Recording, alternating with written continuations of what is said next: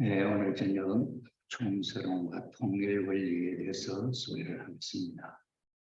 이 통일 원리라고 하는 주제는 하늘 부모님 성의 세계평화통일가정연합에서 사용하는 대표적인 하나의 표현인데, 이 통일 원리라고 하는 이 속에는 참 부모님의 말씀도 포함이 되고 통일 사상도 포함이 되고 또 공석석상에서 행하셨던 모든 연설문의 내용도 포함이 되고 일체적으로 참 부모님의 말씀을 통틀어서 통일 원리라 이렇게 소개를 합니다. 또 통일 원리 하면 대표적으로 생각되고 또 대표되는 것이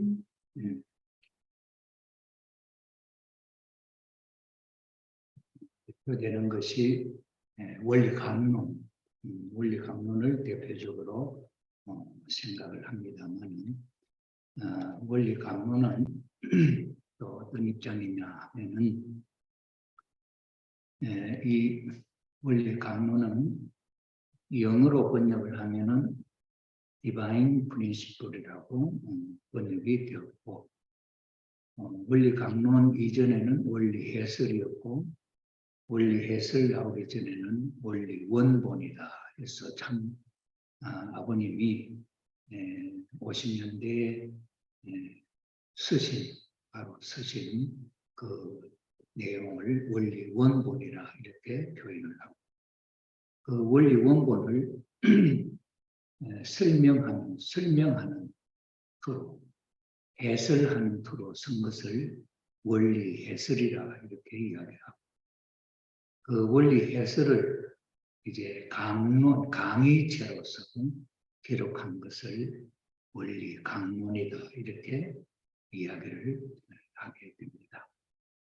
원리 강론을 영어로는 디바인 프린시플, 근본 원리 또는 하나님으로 받은, 신으로부터 받은, 하나님으로부터 받은 원리다 이렇게 표현을 하겠습니다.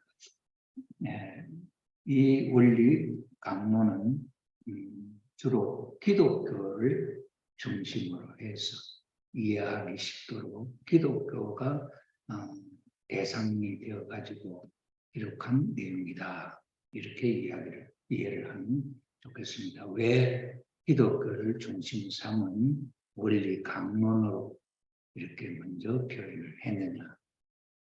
그 배경에는 예수님께서 2000년 전에 오셔서 하나님의 뜻을 이루시려고 독생자 하나님의 잃어버린 아들을 복귀한 터전에서 찾아 세운 아들을 예수님이죠. 메시아 그리스도라고. 그리스도 메시아가 나오기 전에 하나님이 민족을 키워서 준비한 터전이 이스라엘 유대 민족이죠. 유대 민족이 믿었던 그 사상의 가르침은 구약이죠. 구약의 말씀이 가르침의 핵심적인 주제가 되고, 그 구약의 가르침의 열매가 예수 그리스도 메시아의 탄생이다 말이죠. 그래서 4,000년 역사를 통해서 2000년은 아담으로부터 노아까지 2000년은 복귀의 섭리를 할 수 있는 기대를 담는 시대다 해서 탄감복귀 기대 섭리 시대, 하나님이 직접적으로 구원 섭리의 역사를 바로 할 수 없는 그런 상태에 있었죠. 그래서 제물을 드리는 것으로 해서 그 복귀 섭리의 기대 준비 시대, 이것이 2000년 걸렸습니다. 아브라함까지. 그다음에 이제 아브라함으로부터 해서 예수님이 오시기까지 이스라엘 민족을 가르친 말씀은 모세 오경을 중심 삼고 구약의 말씀이 거기에 나타나 있는 내용이 되겠고, 그 내용 속에 열매가 예수님으로 오셨는데 이스라엘 민족은 예수님이 하나님의 아들, 하나님이 보내신 독생자 그리스도 메시아를 알아보지 못하고 십자가에 달려 돌아가시게 했습니다. 예수님이 그런 상황 속에서 당신을 드러낼 때에 이스라엘 민족이 믿지 않았기 때문에 구약 말씀, 이 성경 말씀이 나를 증거한다 이렇게 표현했죠. 그러나 그 예수님의 말씀을 알아들은 유대 교법사 제사장들은 아무도 없었습니다. 가말리엘이라고 하는 사람이 반대하는 그 제자들에게 너희들이 그 사람에 대해서 너무 그렇게 하지 마라. 만약에 그 사람이 하늘이 세운 사람이면 너희들은 하나님을 대적하는 것이고 만약에 하나님이 세우지 않았다고 한다면 스스로 꺾어져 나갈 것이다. 이렇게 말씀을 했지요. 그렇기 때문에 그 시대에 있어서 예수님을 알아본 지도자는 없었다. 그래서 십자가에 달려 돌아가시게 되었지요. 그래서 예수님이 공생의 노정에서 하신 말씀을 기록해 놓은 것이 신약의 말씀이다. 신약의 말씀을 또 토로해서 기독교가 생겨나게 되었죠. 그 기독교의 핵심적인 가르침, 예수는 그리스도 메시아이시고 재림하신 다시 오신다. 다시 오셔서 어린 양 잔처럼 해서 하늘나라를 세울 것을 약속한 그런 내용이 담겨져 있죠. 그래서 예수님이 이 땅에 다시 태어나셔서 예수님이 이루지 못했던 승리를 연결시켜서 마무리 지어 하나님의 나라 천국을 이루실 것을 이렇게 예정이 되어 있습니다. 그런 준비된 터전이 기독교이기 때문에 기독교를 바탕으로 해서 재림주 메시아가 창부모님, 아버님, 어머님으로 오셨는데 기독교 지도자들이 2000년 전과 마찬가지로 오신 주님을, 메시아, 재림 주님을 알아보지 못하게 되죠. 알아보지 못하게 되니까 그 메시아로 설 수 있는 기반이 기독교는 없어져 버리고 그 기독교를 대신하는 메시아의 기반으로 터전으로 세운 것이 세계 기독교 통일 신령협회, 신령협회죠. 이 세계 기독교 통일 신령협회는 기독교를 대신하는 발판, 그를 중심 삼고 오신 아버님은 그들이 하나님의 뜻이 어떠하냐. 성경에는 끝날에는 어렴풋이 말씀했던 모든 내용을 대면으로 보는 것 같이 환하게 밝히 말씀하시리라 하신 내용이 있지요. 그런 내용들을 중심 삼고 기독교 지도자들에게 설명한 그들에게 이제 잃어버렸던 원리를 찾아서 발표하는 그런 입장이 되니까 아버님의 원리 강론의 첫 대상자는 기독교를 상대로 해서 한 말씀이다. 왜? 중심 승리의 바탕이 기독교이기 때문에 그 기독교 지도자들을 설득하기 위해서 하나님의 말씀을 이해시키기 위해서 설명되어진 내용이 원리 강론이다. 그래서 원리 강론은 기독교 지도자들을, 기독교 신자들을 대상으로 표현한 내용이다 하는 것이고, 재림주님은 기독교만을 위한 재림주님이 아니시기 때문에 불교에서도 기다리는 미륵불이나 유교에서 기다리는 공자, 신공자님이나 모든 종교에 있어서 마지막으로 오시리라 한 어떤 그 지도자의 사명을 대신해야 할 입장이기 때문에 그들에게도 해당되는 말씀으로 원리가 해설이 설명이 되어져야 된다고 하는 것이 이제 지금에 와서 어머님을 중심 삼고 원리 강론을 다른 종교도 알아볼 수 있도록 편집을 해야 된다. 이렇게 말씀을 하고 있는 상태다. 이렇게 얘기를 하면서 오늘 원리 강론이라고 하는 그 위치가 어떠한 위치냐 하는 것을 한번 생각을 해 보았습니다. 자, 그래서 통일 원리를 공부하는 이유, 통일 원리, 원리 강론을 핵심적으로 원리 강론을 공부하는 이유보다는 좀 더 광범위하게 하신 아버님의 말씀도 더불어서 통일 원리를 아버님의 사상을 통일 사상이나 모든 것을 공부해야 하는 이유가 어디 있느냐 할 때 첫째, 현실 세계의 모든 문제 해결을 위해서 현실 세계의 모든 문제, 일어나는 모든 문제, 거기서 열거하는 것이 첫째는 신관, 신은 존재하는가, 또 존재한다면 어떻게 존재하는가, 그는 나와는 어떤 관계인가 하는 내용을 중심 삼고 신관, 하나님 신관에 대해서 소개를 하는 것이어야 되고, 그 다음에는 인생관, 이게 신관이 정리가 되면 현실 세계의 많은 문제들을 해결할 수 있다 하는 것이죠. 그럼 어떤 문제가 있어서 이렇게 제시하나 하는 데 대해서는 또 차후에 소개를 하고, 지금 이제 간단하게 말씀드리면은 공산주의 문제, 유신론과 무신론의 문제, 이게 현실 세계 마지막 궁극적인 문제가 되기 때문에 신관을 소개한다는 것, 신관을 밝힌다고 하는 것은 이런 문제를 해결하는 데 있어서 필요하다. 그런 뜻이죠.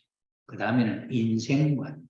인생관이라고 하는 것은 인간이라는 어디서 왔으며 또 어떻게 살아야 되고 또 어디로 가느냐 하는 문제, 이것이 우리가 사는 생활에 있어서의 하나의 관점, 궁극적으로 풀어야 할 문제점이다 하는 문제고, 그 다음에는 또 뭐냐니까 영계 문제, 사후의 세계, 어디로 가느냐 하는 문제에 대한 내용이 되겠습니다만은 영계 문제를 해결해야 할 과제가 있다. 이것을 해결하는 원리로서 통일 원리가 이 문제를 해결을 하고, 네 번째는 우주관, 그 다음에 세계관을 해결하는 것으로서의 원리가 필요하다는 사실을 우리가 알 수가 있겠죠.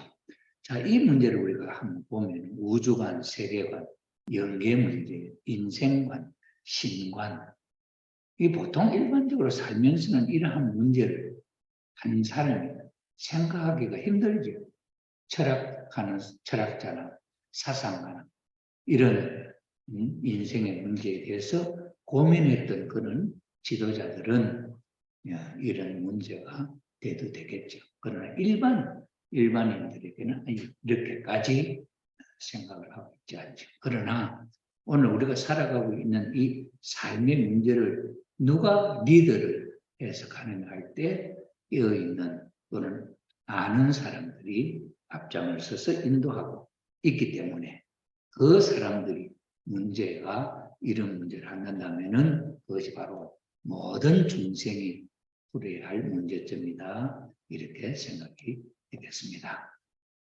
두 번째로는 참된 가치관 확립을 위해서 오늘 가치관이라고 하는 것은 옳고 그런 것을 어떻게 보느냐. 예를 들어 선과 악이 뭐냐, 선은 무엇이고 악은 뭐냐, 또 참과 거짓은 어떻게 구분될 수가 있느냐. 이런 문제는 참 대단히 아직 지금 현재로서는 무엇이 선이고 무엇이 악이다 규정이 없고 참과 거짓도 그런 입장이다. 그래서 가치관 문제를 확립을 해야 되고, 그 다음에 가치관이 다르게 되면 어떻게 되느냐.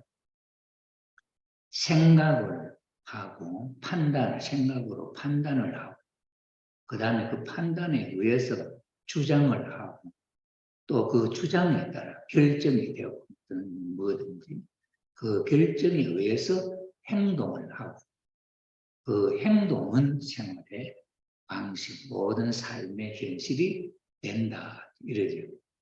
그런데 우리가 사는 생활 방식이 나타나게 된 배경에, 배후에는 어떤 것이 있느냐 할 때 가치관이라고 하는 것이 있다. 그 가치관이라고 하는 것은 생각에서 의해서 나타나는 행동으로 말미암은 생활의 현실, 생활이다.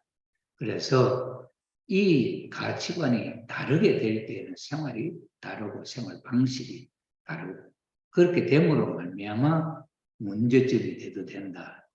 예를 들어서 남한, 북한 문제, 남한 사람이 생각하는 생각, 판단, 주장, 결정, 행동과 북한 사람이 생각하고 판단하고 주장하고 결정하는 내용은 다르다. 생활 방식이 다르다. 자, 그래서 그것은 다른 가치관이 다르기 때문에 그렇다. 이거지. 북한에는 지금 이제 그런 생활 방식이 나타날 수 있는 그 생각의 바탕 뭐냐? 김일성 주체 사상이다. 그 주체 사상이 가치관이 되어가지고 그 사상에 의해서 행동을 하는 삶이기 때문에 다르죠. 그 다음 우리 남한은 어떠냐 할 때 우리 남한 백성들의 삶의 어떤 생각, 판단, 주장 이런 것들은 뭐라고 할 수가 있겠냐 할 때 옛날에 우리는 당기라고 하는 연호를 쓸 때 당기 매년 이렇게 썼죠. 당기라고 하는 그 연대는 당군 할아버지부터 해서 당기 매년 이렇게 쓰지. 그러다가 어느 때 서기로 바뀌었습니다. 서기로 바뀌게 된 것은 그 연호 시점을 예수님이 태어나신 시점을 중심 삼고 역사를 시작하는, 계산하는 내용이지요. 그럼 그렇게 되게 된 배경에는 어떤 배경이 있을까 할 때에 기독교 사상이 우리 남한에 많이 파급되어 일반화되어졌을 때 그런 변화가 일어났다 하는 내용입니다. 그런데 요즘에 또 보면은 그것을 또 뒤집어서 또 행동이 나타나죠. 그건 어떤 행동이 나타나냐 할 때 북한을 따라가려고 하는 그런 현상이 많이 나타나고 강하게 대두되고 있는 것을 놓고 볼 때 그 가치관의 문제를 어떻게 판단하고 받아들이고 하느냐 하는 데 대한 내용이 굉장히 중요하다 하는 것을 우리가 알 수가 있겠습니다. 현재 우리 남한에 있어서의 대한민국에 있어서의 사회적인 문제는 대단히 혼란하다. 가치관의 혼란으로 말미암아 나타나는 내용이다. 이렇게 볼 수가 있겠죠.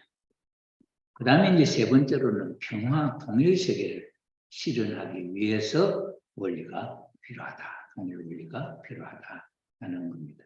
평화와 통일은 개인과 가정에서부터 시작한다. 나로부터 시작한다 하는 데 대한 내용을 원리가 소개를 한다 이 말이죠. 그 다음에는 이번에 참된 나를 알기 위해서 나는 누구인가 하는 문제가 되죠. 그래서 참된 나를 알기 위해서 이러한 것들은 일반인으로서는 이것이 무엇이 그렇게 필요하고 하느냐 이렇게 할 수도 있겠습니다만은 그러나 궁극적으로 오늘 우리들의 삶의 문제가 나타나고 있는 이 문제의 뿌리의 그 원인적인 내용은 이러한 질문들이 그 속에 담겨져 있다. 그렇기 때문에 우리의 행복한 생활을 위해서 필요하다.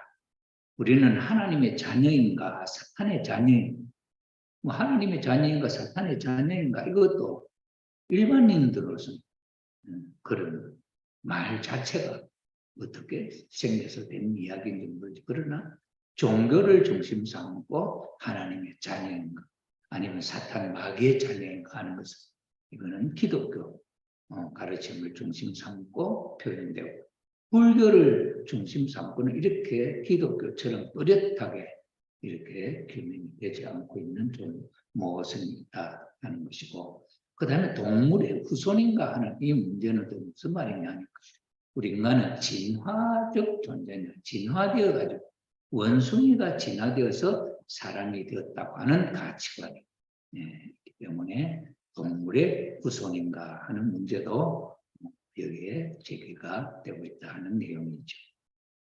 자, 이런 이제 내용을 가지고 인간, 나는 누구인가? 하는 존재의 목적은 무엇인가 하는 문제. 그래서 불행을 물리치고 행복을 찾아 헤매는 존재. 역사의 어느 누구도 현실에 만족하며 야, 행복한 삶이다 이렇게 생각한 조상들은 없었다 이거죠. 그러니 지금까지 많은 조상들 현실을 부정하고 좀 더 나은 삶을 찾아 나온 그런 경향이 뚜렷하다 이거죠. 자, 그렇기 때문에 나는 어떠한 존재인가 내 자신을 분석을 해보게 될 때 내 속에 두 가지의 마음이 있다. 본심은 선한 마음이고 사심은 악한 마음이다. 이 마음이 욕망이라고 해요. 욕망, 바라는, 뚜렷하게 바라는, 강하게 바라는 마음이죠. 그 마음의 경향이 욕망의 선으로 기울을 있고 또 악으로 사심적으로 기우는 욕망이 있다. 욕망이라고 하는 것이 그렇게 되어서 선적으로 이 욕망이 기울어서 행동으로 나타나게 되면은 그거는 선한 행동이다. 그것이 결과는 기쁨과 행복을 가져다 준다. 이렇게 설명이 되고 이 악의 방향으로 사심적으로 이 욕망이 기운다면 이 욕망은 다른 사람의 것이 아니고 내가 갖고 있는 바람입니다. 강한 바람이죠. 이 바람이 어느 쪽으로 작동을 하느냐에 따라서 나타나는 결과는 다르다. 사심이라고 하는 것은 악이라고 하면은 이게 좀 엉뚱한 것 같지만 사심이라고 하면 나 개인을 중심 삼은 마음 이렇게 표현을 하면은 사심이 작용하는 것이 되고 그 다음에 본심이다 하면 내 양심이나 이런 마음을 중심 삼고 내가 바라는 그 욕망이 움직이게 되는 이런 경우 내 양심을 중심 삼고 움직이는 경향하고 내 사심을 내 개인적인 욕심을 중심 삼고 움직이는 그 내용의 행동에 따른 결과가 이렇게 다르게 나타난다 이거죠. 그래서 내 사심을 중심 삼고 움직인 행동은 고통이 되고 불행이 된다. 이것이 당장은 고통을 느끼지 못하고 불행을 느끼지 못할 수도 있지만은 그럼 왜 그러냐? 이 세상 환경이 악한 환경에 많이 기울어져 있기 때문에 적극적으로 고통이나 불행은 느끼지 못하지만은 그러나 궁극적으로 이러한 것을 느끼게 되는 것을 의미합니다. 자, 이런 입장에서 볼 때에 이제 이것을 분석을 해서 나라고 하는 한 존재 속에 이 왜 방향이 다른 이 두 마음이 작동을 할 수 있느냐. 이 욕망이라고 하는 것이 어느 쪽이냐 한쪽으로만 기울어서 나타난다고 한다면 문제가 없을 텐데 이것이 서로 반대되는 방향으로 그 마음이 움직인다. 그래서 이 반대되는 두 방향으로 움직이는 이 마음은 이게 문제가 있다.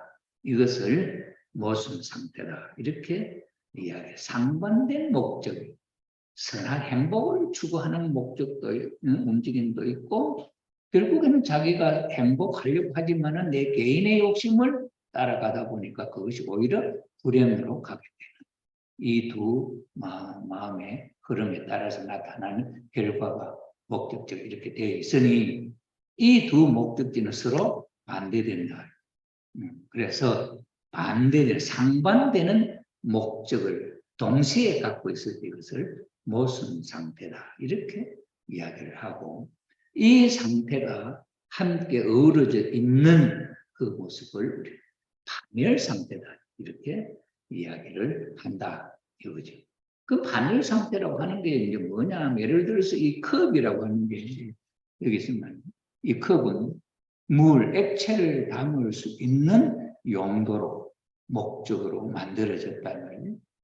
그럼 여기서 이제 이거는 완벽한데 여기 만약에 구멍이 하나 뚫어져 있다 한다면은 그 구멍으로 물이 새 나오지. 물이 흘러내린단 말이에요. 그럼 흘러내리는 것은 이 컵의 목적하고 반대되는 거죠. 그래서 이 컵에 물을 담고자 하는 목적 하나하고 물이 흘러나오는 목적 두 개가 동시에 있다면 이것은 한 존재가 두 목적을 상반되는 두 목적을 갖고 있기 때문에 컵이라고 하는 것으로서는 쓸모가 없다. 이걸 파멸 상태라. 쓰레기통 버릴 수밖에 없는 상태. 그래, 이런 물건은 파멸 상태가 되면 버린다 이렇게 표현을 할 수 있는데 사람이라고 하는 인간이 마음속에 이 두 가지 마음이 동시에 이렇게 작동한다고 할 때에 이 상태를 파멸 상태라고 하는데 이것은 쓰레기통에 버린다고는 할 수 없잖아요. 그렇죠? 그러니 이 파멸 상태, 이런 상태에 놓여져 있는 인간을 기독교에서는 타락이다. 이렇게 표현을 한다.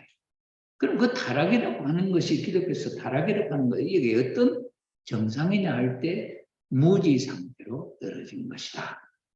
왜 그런 파멸 상태, 왜 그런 두 가지 마음이 생기게 됐느냐 하는 데 대한 내용을 알지 못한다. 그래서 무지. 그러므로 말미암아 갈등, 대립, 투쟁이라고 하는 이런 문제들이 대두되게 되었다. 이제 이런 문제.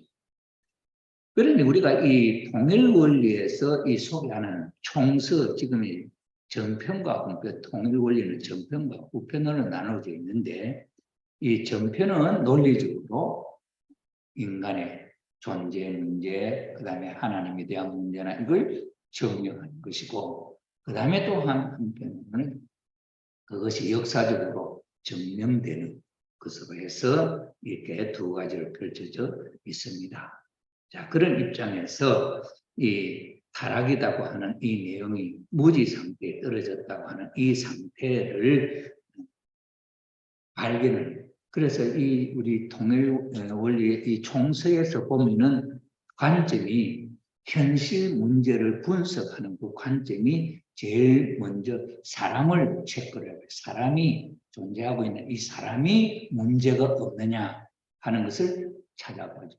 그래, 이 사람이 문제가 없느냐 하는 문제를 살펴보니 본심이라 하는 거하고 사심이라고 하는 이 두 가지 상반된 마음을 갖고 있는 존재다 하는 것을 발견한 거죠. 그럼 이 문제는 궁극적으로 우리 불행의 문제에서 중요한 인생의 문제를, 인간의 문제를 해결하는 것인데 그 문제가 그러면은 이 두 가지 마음이 생기게 된 이 원인을 원래부터 인간이라고 하는 존재가 생길 때부터 그렇게 되었느냐 아니면은 그 다음 부천적으로 다음 문제로 생기느냐 하는 거죠. 그리고 우리가 일반적으로 생각해 보게 될 때 무슨 물건을 만든다고 한다면은 그 물건은 반드시 한 목적을 갖고 있지 이게 컵이라고 하는 데서는 두 가지 상반되는 두 가지 목적이 없다. 있으면 존재할 수 없다. 파멸 상태다. 쓰레기통에 버리는 상태다. 그러니 이 컵이라고 하는 것은 한 목적 갖고 있죠. 이 마이크라고 하는 것도 이 소리를 증폭시켜서 내는 기계의 한 작용을 하고 있죠. 이런 걸. 이런 걸 놓고 볼 때 모든 것은 다 한 목적을 갖고 있는데 어찌하여 인간은 이렇게 상반된 목적을 갖고 있는 존재가 되느냐. 이럴 때 처음 만들어졌을 때 조물주가 인간을 만들 때부터일 것이냐 아니면은 뭔가 그 뒤에 된 것이냐 할 때 선천적으로 처음부터 그랬다면은 존재가 나타나지 않는다는 원칙을 우리가 생각해 볼 때에 이것은 처음부터가 아니고 부천적으로 그 뒤에 뭔가 잘못되어서 이런 상황이 되었다. 그렇게 보는 거죠. 자, 그래서 인간의 타락, 인간이 타락했다. 타락한 상태, 파멸 상태라고 그랬죠. 자, 그러는데 그 파멸 상태의 내용을 볼 때에 인간을 분석을 해보니 또 인간은 마음과 몸으로 되어 있다. 마음은 안 보이는 부분이고 몸은 보이는 거죠. 그래서 내적, 외적 존재인데 인간 타락한 인간의 지식, 무지 상태도 내적 무지가 있고 외적 무지가 있다. 이 내적 무지, 외적 무지를 어떻게 극복하느냐. 내적으로 아는 지, 내적으로 모르는 무지, 외적으로 아는 지식, 외적으로 모르는 무지. 이게 총체적으로 무지다. 이렇게 표현을 했죠. 자, 그래서 그러면 내적 무지는 무엇을 의미하느냐 할 때 하나님에 대한 문제, 그 다음에 인생에 대한 문제, 가치에 대한 문제, 정신이라는 정신세계에 대한 문제, 영계세계에 대한 문제, 이런 걸 모르는 것을 내적인 무지다. 이렇게 표현을 하고, 외적인 무지는 육신을 중심 삼고 자연계에 대한 무지를 말합니다. 그래서 근본적인 자연계의 법칙이라든지, 그 다음에 이 물질의 이용이라든지 하는 것을 잘 모르는 상태로 떨어져 있는 그런 상태를 인간의 무지 상태다. 이렇게 이야기하죠. 자, 이렇게 되므로 이렇게 무지 상태에 놓여져 있으므로 말미암아 우리 인간의 삶이 행복하지 못하다. 자, 그러면 어떤 무지냐 하는 것을 볼 때 인간 타락과 무지에 대한 현상을 다시 한번 살펴보면은 2008년도 5월 12일 날 중국의 수촨성에 대지진이 일어났는데 약 24만여 명의 사상자를 내었다. 그런데 이 12일 날 이런 지진이 일어나기 전에 5월 10일 날 어떤 현상이 있었느냐 하니까 수만 마리의 두꺼비가 또 수만 마리의 잠자리 이런 곤충이나 이 두꺼비가 동물이 막대 이동을 한 마리 두 마리 이동한 게 아니라 사진에 보여지는 바와 같이 저렇게 수많은 무리가 이렇게 움직였다 하는 거죠.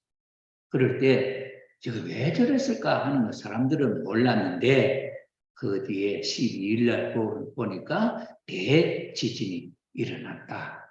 그러니 대지진이 일어날 것을 미리 알고 이 두꺼비가 하고 잠자리는 그것을 피해서 옮겨가려고 하는 그런 지혜가 있었다. 그 다음에 우리 배 타는 사람들의 이야기를 들어보면은 배에 이제 쥐들이 배에 있다는데 그 배가 파산될 징후가 있다는 배에서 쥐들이 도망을 나간다는 육지로 그런 것을 봐도 쥐는 그 배에 함께 살고 있었던 쥐는 그 배가 파산될 것을 미리 알고 도망을 피란을 간다 하는 그런 것을 우리가 보죠. 그런데 우리 인간들은 그런 걸 느끼지 못한다. 이거죠. 12일 날 대지진인데 두꺼비는 10일 날 알았는데 인간은 몰랐다. 그러니 24만 명이나 죽었다 이 말이죠. 자, 이런 내용을 중심 삼고 인간의 무지라고 하는 것이 알면은 행복할 것이고 모르면은 불행하다 이 말 아닙니까? 그러니 이런 면이 있어서 새로운 진리 출현의 필요성이 그러니 그러한 무지로부터 벗어날 수 있는 뭔가 필요성이 있다 이거죠. 그래서 우리의 무지를 일깨워 줄 수 있는 것이 필요하다. 그래서 내적 무지를 내적 무지에서 아는 상태로 이렇게 인도하는 것이 뭐냐니까 이게 종교의 역할이더라. 그죠? 그 다음에 외적 무지, 이 자연계에 대한 무지를 이 몸뚱이를 중심 삼고 자연계에 대한 무지를 외적 지혜로 아는 지혜로 이끌어가는 그런 또 기구가 과학이 있더라고요. 그래서 종교와 과학은 서로 다르잖아요. 종교와 과학. 그런데 종교는 사람의 내적 무지를 아는 지혜롭게 사는 방향으로 인도를 해주는 역할을 하고 과학은 외적 무지를 몸뚱이를 중심 삼은 외적 무지를 지혜, 외적 지혜로 인도하는 그런 역할을 하고 있다. 그런데 이 종교와 과학은 서로 상통하지를 못하고 종교는 종교대로 종교는 과학을 부정하고 과학은 종교를 부정하고 지금까지는 그래 왔다. 그런데 이게 역할을 놓고 보면은 내적인 무지를 해결해 주는 방법이고 외적인 무지를 해결해 주는 방법인데 인간이 이지적으로 생각하면 종교도 필요하고 과학도 필요한데 그러나 종교와 과학은 이 서로의 문제에 있어서는 서로를 부정하는 입장에 있었다 말이에요. 그러니 진정한 행복을 위해서는 이 종교와 과학의 문제를 새롭게 하나로 묶어줄 수 있는 그런 진리, 가르침이 필요하다. 이것이 본심의 선의 목적을 성취시켜 줄 수 있는 그런 진리다 하는 것으로 엮어나가죠. 자, 그럼 이러한 내용을 놓고 볼 때 종교와 과학을 통일시킬 수 있는 새 진리, 이렇게 이 문제를 엮어나가는데 이 총서에 이 통일 원리에서 총서는 전편과 후편을 통틀어서 안내하는 서문인데 그 총서에서 문제를 제기하면서 그 과정의 경과를 소개하면서 본래 그 인간이 필요한 그 목적의 세계를 논리적으로 소개하고 있다 이 말이죠. 이걸 놓고 이게 이제 그 총서로는 우리 그 유효원 전 협회장이 썼다고 하는 굉장히 잘 쓰여진 명문이다. 논문 중에서도 가장 훌륭한 전체를 소개하는 논문의 서론이다. 이렇게 평가를 내리고 있죠.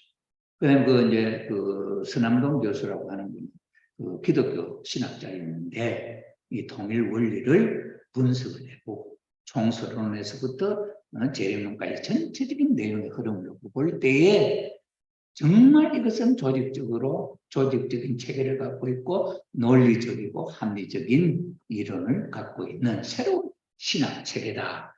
이렇게 이제 표현을 했죠. 그 말 한마디에서 기독교에서는 참 교수직에서도 물러나게 된 입장이었습니다만은 그러나 이런 문제가 있다는 것을 우리가 알 수 있죠. 그 다음에 인간의 신념과 지능의 발달 상태, 그 과정을 한번 또 살펴보고. 그래서 이 총설에는 인간이라고 하는 문제, 종교라고 하는 문제, 역사의 문제에 대해서 이 세 가지 관점으로 비교를 해서 현재 우리의 문제가 인간을 놓고 볼 때 문제가 있느냐 없느냐, 종교를 놓고 볼 때 문제가 있느냐 없느냐, 역사를 놓고 볼 때 우리의 삶의 문제가 있느냐 없느냐, 이 세 가지의 내용을 종합적으로 소개하는 부분이 총서론에 있습니다. 자, 그래서 인간의 신념과 지능의 발달 상태를 놓고 볼 때 어떤 흐름이 있냐. 우리 원래 인간은 아담과 해와가 원리적인 궤도를 따라서 이게 올라갈 때는 인간이 무지한 상태 아니었다. 그런데 이 장성기 완성급, 장성기 요 위에서 인간은 타락함으로 말미암아 무원리권, 원리가 없는 상황 속으로 떨어졌다. 무원리권으로 떨어졌다. 이거 타락이죠. 타락은 지적으로 무지 상태에 떨어진 것이다. 이렇게 표현했죠. 자, 그러니 원래 지혜롭게 하나님과 더불어 일문일답하며 살던 인간이 타락함으로 말미암아 무원리권으로 떨어졌고 무원리권의 상태는 무지한 상태, 동물보다도 심히 미개한 상태로 떨어졌다.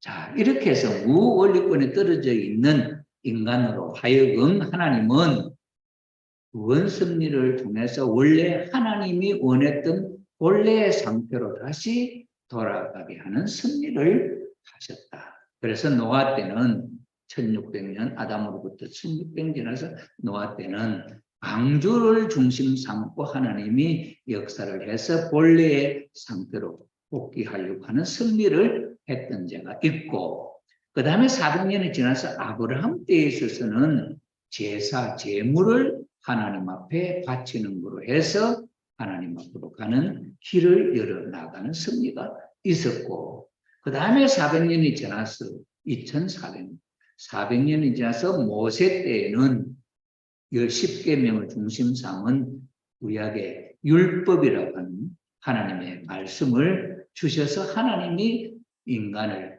구원, 복귀하는 섭리를 하셨다는 말이죠. 그 다음에 이제 1600년이 또 지나면서 인간의 심령 정도가 이만큼 성장할 수 있는 단계, 이 부분은 여기에 인간 지능이 새로운 것을 요구하는 상태예요. 여기서 아브라함, 모세 때는 이 터전에서 이만큼 새로운 것을 찾고 있는 그런 욕구가 인간의 지능에서 생겨났다 이 말이죠. 그다음에 이제 모세 이후 1600년이 지나서 예수님이 오셨을 당시에는 역사는 이렇게 와서 4000년이 되었는데 인간의 그 심령 정도는 이렇게 상승하면서 발전하고 거기에 대한 필요한 모자라는 부분은 진리를 찾고 싶어 알고 싶어 하는 마음이 강하게 일어납니다. 그 강한 욕구에 의해서 하나님은 새로운 복음의 말씀을 주셔서 하나님의 섭리에 인도함 받도록 이끌어 왔다. 그 다음에 이제 예수님 이후에 신약 복음의 말씀을 갖고 2000년 살아오면서 인간의 심령, 지능 정도가 이만큼 새로운 것을 추구하는 마음이 생겼다.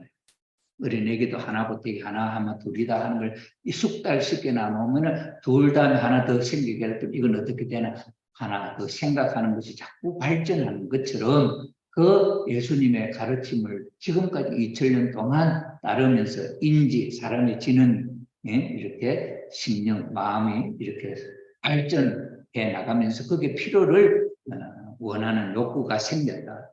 그것이 새로운 진리에 대한 욕구다 이거지. 그래서 그 새 진리에 대한 욕구, 이건 비유적으로 말하면은 예를 들어서 선악과를 따먹고 인간이 타락했다. 그럼 선악과라는 게 뭘까? 그게 진짜 과일일까? 아니면 뭘까? 이렇게 생각할 수 있는 마음이 발전했단 말이죠. 그다음에 그 과일이다 한다면 이 세상에 있나 없나? 이런 걸 논리적으로 따지고 지능이 이렇게 발달하니까 그것을 토로해서 제시되는 해결되지 않았던 내용을 알고 싶어하는 그런 욕구가 생긴다. 이걸 새 진리에 대한 욕구라고 이렇게 이야기해요. 자, 그래서 예수님 이후 2000년이 지난 오늘 이 시점에 있어서는 이 욕구를 충족시켜 줄 수 있는 스승이 나타나십니다. 그분을 재림주님이다. 예수님이 다시 오신다 했었으니까 다시 오시는 주님에 의해서 이 욕구를 충족시켜 줄 수 있는 새로운 가르침이 올 때다. 이렇게 이야기합니다. 그래서 지금 이 시점에서 바라는 옛날에 이걸 옛날에 하나님이 한 약속, 그 다음에 새로운 약속을 하셨던 그 약속을 이루는 말씀이라서 성약 말씀이라는 원리가 이런 요청에 의해서 이 통일 원리는 나타나게 되었다 하는 것을 소개하고 있습니다.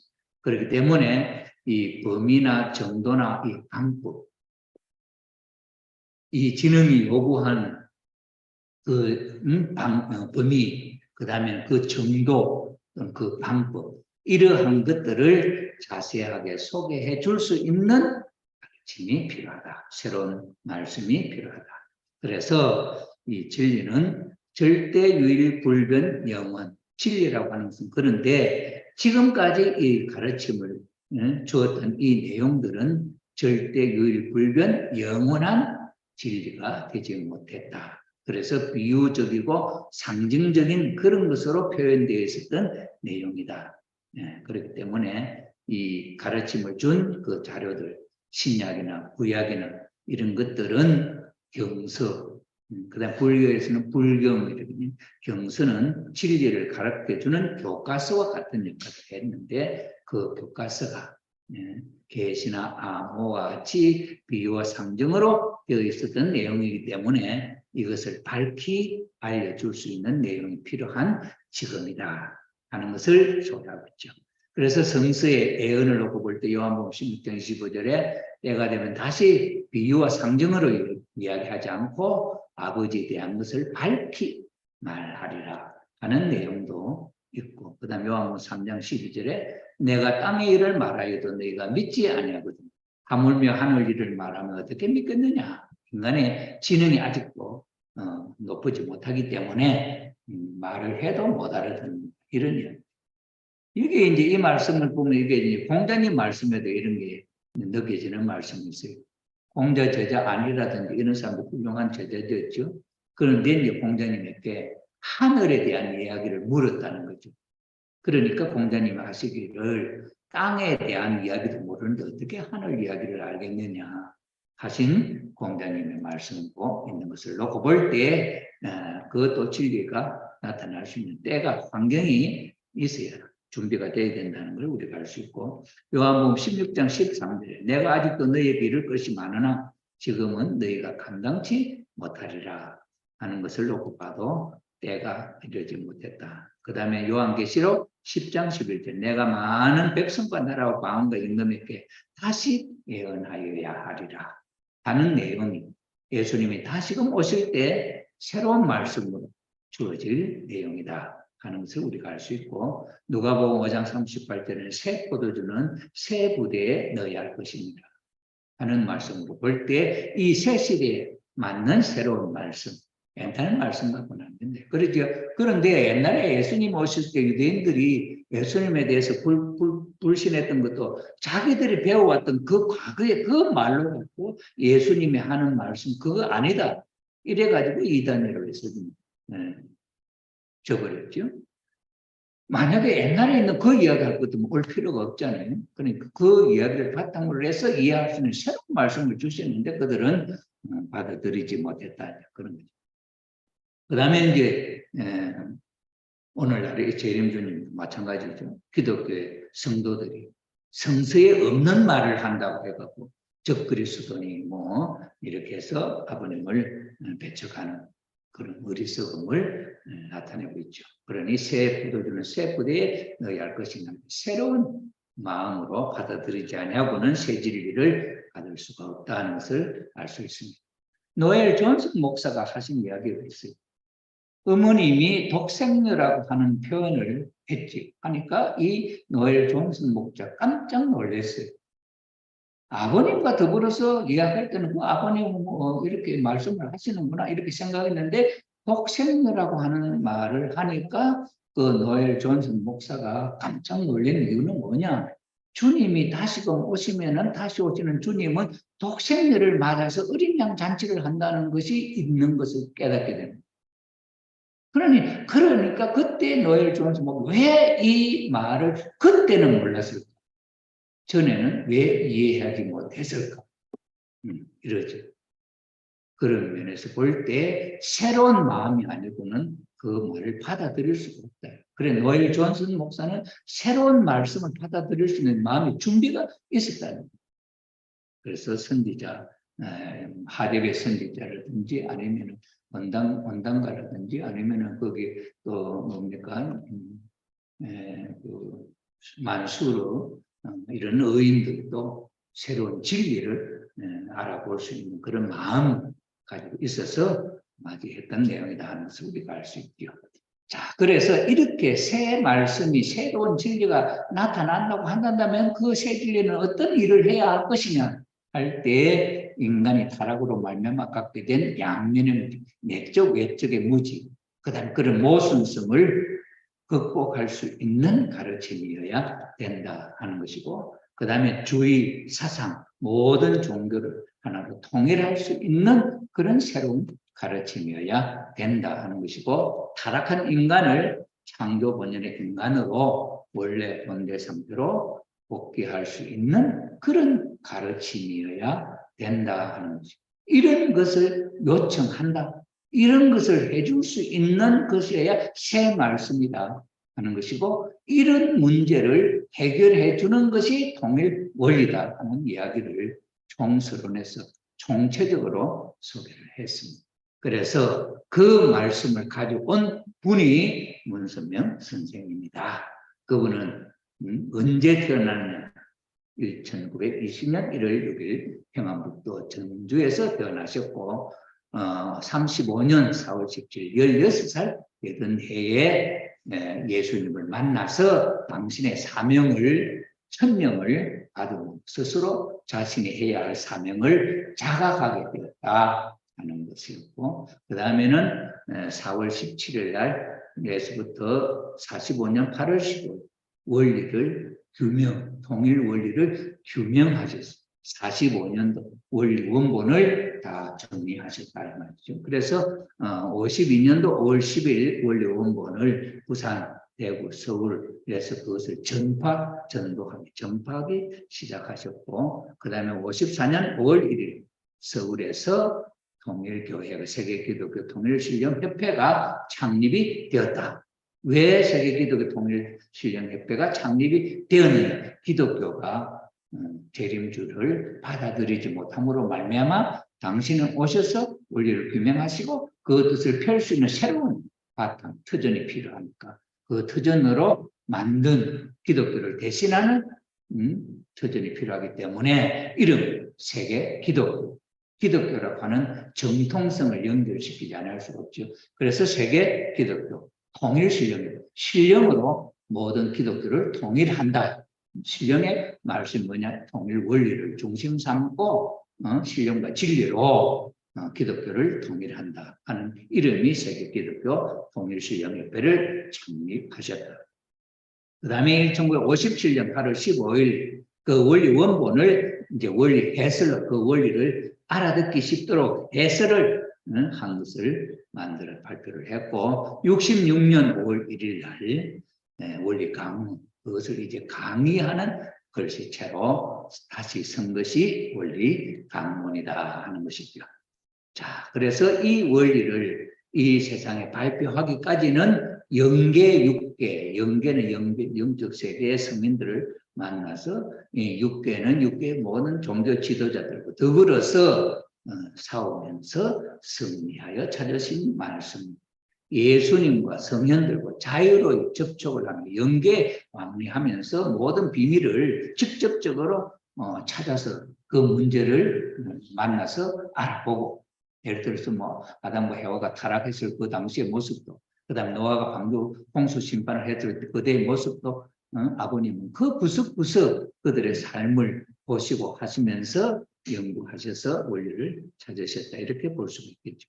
그 다음에 하나님과 영적으로 통하는 가운데 절대 계시로. 그러니 인간의 머리로서 생각해서 만든 원리가 아니고, 그 다음에 어떤 문헌을 다른 학자들이 연구해서 발표한 내용을 가지고 논문을 쓰듯이 그렇게 한 게 아니다.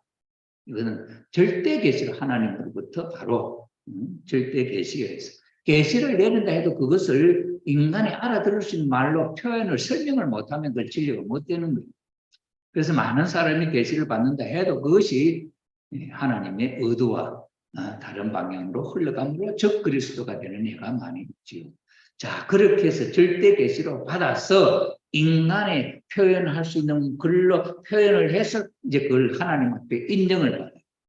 그래서 그걸 의인을 하나님으로부터 의인을 받아서 선포를 한다. 그래서 아버님은 영계에서 43일 동안 영계의 성인들과 싸우고 하나님까지도 반대하는, 틀렸다고 하는 입장이었습니다만은 아버님 이것이 진리다. 이것이 아니고는 이 세상을 망친 분이 있을 수가 없다. 이래서 마지막까지 아버님은 원리를 소유하고, 그래서 마지막 계속 이 싸움을 영적으로 싸움이 있는 이것을 방치할 수 없기 때문에 하나님은 43일 만에 결판을 내주셨다. 그래서 이 원리가 참이다 하는 것을 하나님으로부터 인정을 받아서 의인을 받아서 이 지상에서 이 말씀을 선포하기 때문에 지상에 어떠한 사상, 어떠한 종교 이념으로도 이것을 능가할 수 있는 말씀이 못 되고, 이 세상에 있는 모든 종교 사상의 미흡한 부분을 정리 보완해서 완성시킬 수 있는 통일 원리다. 이게 천성경 1편 1장 1의 제일 앞머리, 성경 같은 태초에 하나님 계시니 하나님의 천지를 말씀으로 창조하시니라 하는 것이 뜻이 이 통일 원리의 그 규정을 끄게 되었습니다. 이 통일 원리는 모든 종교를 완성하게 도와주는 그런 원리, 사상 완성하게 하고 진리를 만들어내는 그런 역할을 하는 말씀이다. 이렇게 썼습니다. 그래서 통일 원리를 근본으로 하여 통일 사상 성공 이론이 나아갔다. 하는 것을 소개해드리게 되겠습니다. 자, 그래서 이 아버님이 원리를 쓸 때 그 주제가 하나에서 전체 하는 것으로서 전 인류를 구원해서 개인, 가정, 종교, 민족, 국가 전 인류를 구원해서 하나님의 나라, 천국을 이룰 수 있는 그런 말씀으로 이해하시고 소개하는 그런 내용이라는 것을 우리가 이해할 수가 있겠습니다.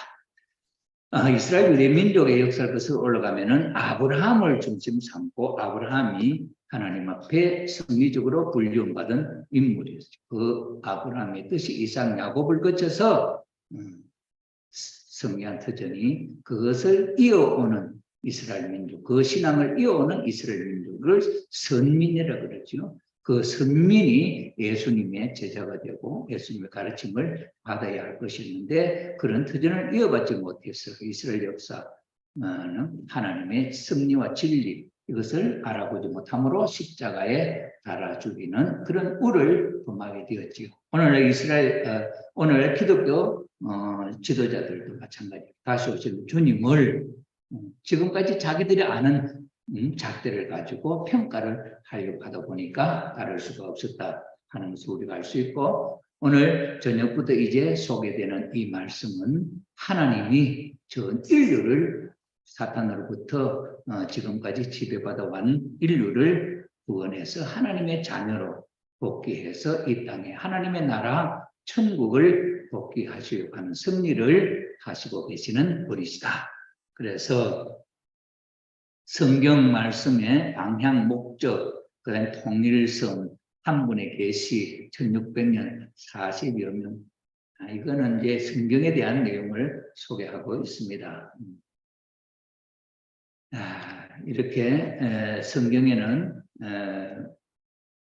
1600년 동안이나 40여 명의 기자들이 각각 그 시대 말이 히브리어, 헬라, 아랍어, 라틴어 이렇게 다른 말을 쓰는 그런 상황이었지만은 그러나 그 방향이나 그 목적이나 이것이 뚜렷하게 한 방향으로 흘러가는 그것을 봐서 이 성경은 하나님이 주신 계시에 의해서 기록된 내용이다 하는 것처럼 이제 오늘 통일 원리를 발표하는 이 내용도 그 방향이나 목적이 통일성, 일관성을 가지고 천국을 복귀한다고 하는 그 방향으로 전개되는 원리 체계를 갖추고 있다 하는 것으로서 소개해드리면서 오늘 총서론으로 여러분 앞에 소개를 했습니다. 내일부터 창조 원리의 한 부분을 공부하기로 하겠습니다. 감사합니다. 또 하겠습니다.